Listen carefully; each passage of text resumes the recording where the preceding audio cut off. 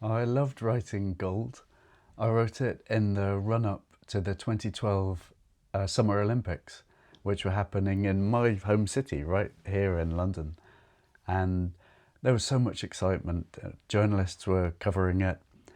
Sports commentators were talking about it. Sports fans were really into what was going to happen in their sport.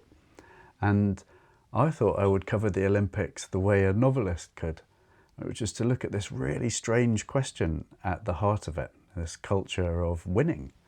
Right? And so, sport is this very simplified version of life where there's a winner and there's a loser. And of course, as we know, real life isn't like that. There's always defeat contained within every victory, and victory stored somewhere inside every defeat, waiting for us to find it.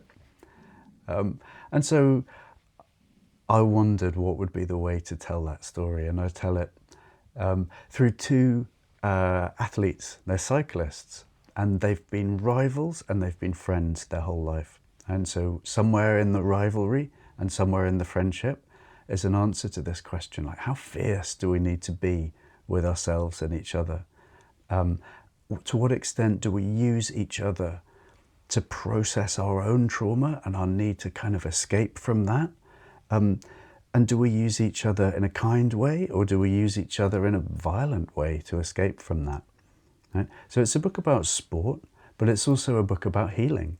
It's like, how do we celebrate life? How do we do that with each other?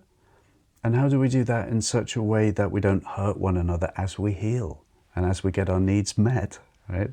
So it's a story about the cost of victory and finding the gift sometimes in defeat, and looking at what's most important within that as we show up for each other.